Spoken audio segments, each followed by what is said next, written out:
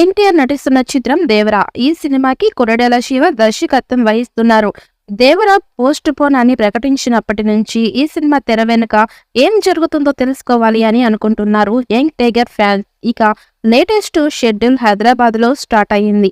ఈ షెడ్యూల్లో 10 నుంచి 15 రోజులు ఉంటుంది.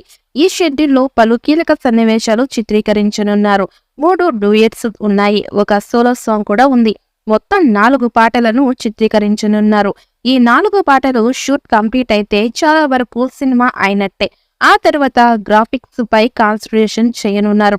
ఈ సినిమాను ఎన్టీఆర్ ఆర్ట్స్ మరియు యువసుధ ఆర్ట్స్ సంయుక్తంగా నిర్మిస్తున్నారు. నిర్మాణ పరంగా ఎక్కడా కాంప్రమైజ్ కావడం లేదు. ఆలస్యం అయినా పర్వాలేదు, కానీ క్వాలిటీ విషయంలో మాత్రం తగ్గే ప్రసక్తి లేదంటున్నారు. ఇక ఎన్టీఆర్ పాత్రల విషయానికి వస్తే ట్రిపుల్ రోల్ అంటూ వార్తలు వచ్చాయి. కానీ అందులో ఎలాంటి వాస్తవం లేదని, అందులో డబుల్ రోల్ మాత్రమే ఉంది అని తెలిపారు. ఇక కథ విషయం మాత్రం ఎలాంటి లీకులు రాకుండా మేకర్స్ జాగ్రత్తలు తీసుకుంటున్నారు. ఇప్పటి వరకు దేవరా అసలు కథ ఏంటి అనేది ఎక్కడా బయటకు రాకుండా చూసుకుంటున్నారు. సముద్రం బ్యాక్గ్రాఫ్ లో జరిగే కథ అని బయటకు వచ్చింది, కానీ అసలు పాయింట్ ఏంటి అనేది లీక్ చేయలేదు. కొరటాల శివ సినిమా అంటే అందులో మంచి సందేశం ఉంటుంది. అందులో కూడా మంచి సందేశం ఉంటుందని టాక్ వినిపిస్తోంది.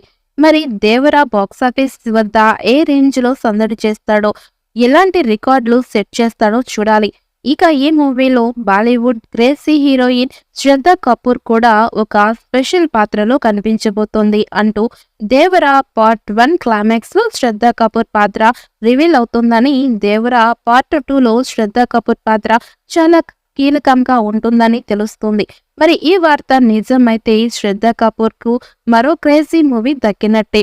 ఇక ఎన్టీఆర్, జాన్వీ కపూర్, సైఫ్ అలీ ఖాన్ కలయికలో ఈ మూవీ వస్తుంటే ఈ మూవీపై బాలీవుడ్ లోనూ భారీ అంచనాలు నెలకొని ఉన్నాయి. పైగా ఈ మూవీని తెలుగులో పాటు హిందీ, కన్నడ, మలయాళ భాషల్లో కూడా ఒకేసారి రిలీజ్ చేయబోతున్నారు. ఇక ఇప్పటికే ఎన్టీఆర్ కొరటాల కాంబినేషన్ లో గతంలో వచ్చిన జనతా గ్యారేజ్ పెద్ద హిట్ కావడంతో ఈ మూవీపై రోజు రోజుకి అంచనాలు పెరిగిపోతున్నాయి.